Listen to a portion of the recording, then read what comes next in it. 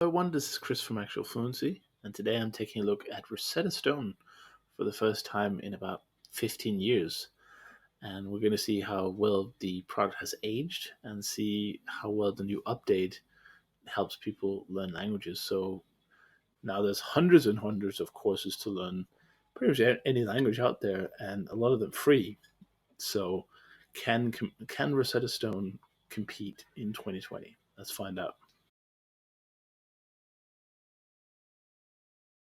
Okay, so I Hej! remember this. Hej! Hey.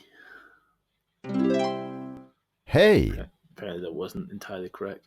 I don't like these pronunciation, tests. En flicka. En pojke. En pojke. In pojke. Oh, you just have to press it. I'm such an idiot.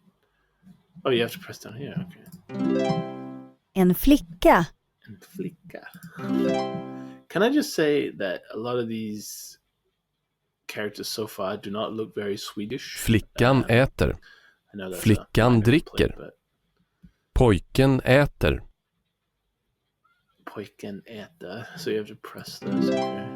Pojken dricker. There's only one other place to press, so. Mannen dricker. Mannen dricka. Oh, you have to press. This is so annoying. I'm sitting here trying to think that it's actually wanting me to say something, but of course it pops out if you want to say something. So. Flickan äter. Okay, I think that's enough, honestly. And this is exactly how I remembered it. Extremely slow, extremely boring, and it's just not a good way to learn a language because, like, let's review what I've learned so far.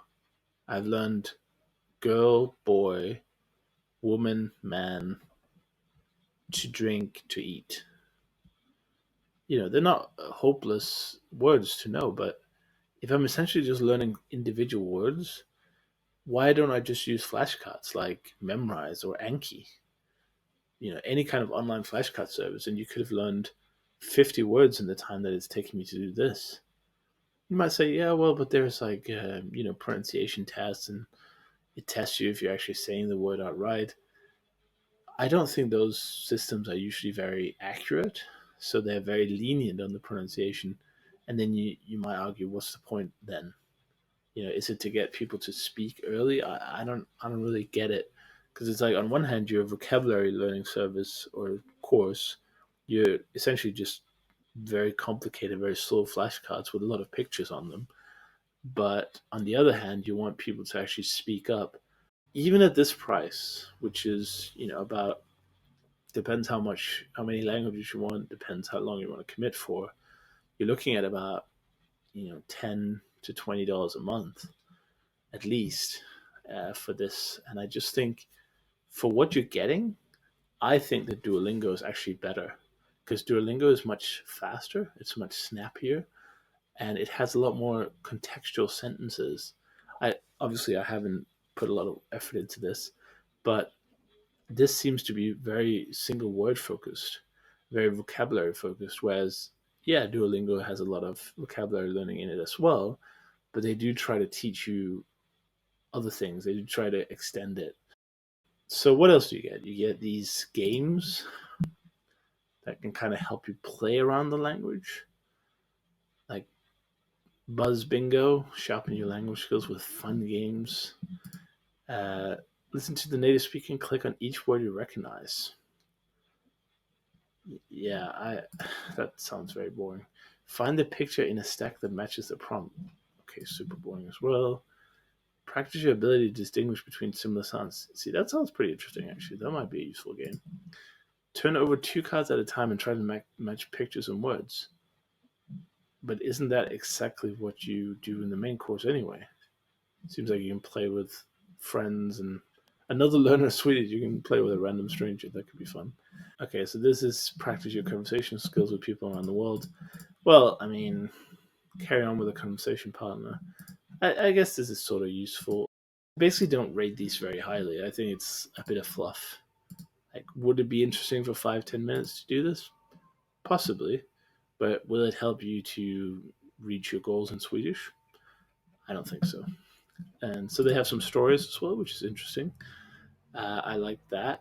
That's pretty cool. Okay, so it wants me to say 1, 2, 3, 4, 5. Yay. Okay, so this Swedish is slightly more complicated than the beginning. That's good. There's some progress. Yeah, I think in conclusion, I would still stay well clear of Rosetta Stone. I don't see any reason to come back. And I think the biggest problem is just that the main learning method, this kind of memorization, this kind of picture learning, is just so boring and it's so slow. Like I said, if you did what they're doing here with flashcards, you could learn like hundreds of words in the time that it takes to get through like 5 words with Rosetta Stone. And again, you could be paying $20 a month for this, whereas Duolingo is completely free and offers more languages. And it saddens me a little bit because obviously Rosetta Stone was a big company at one point, and oh, how the mighty have fallen.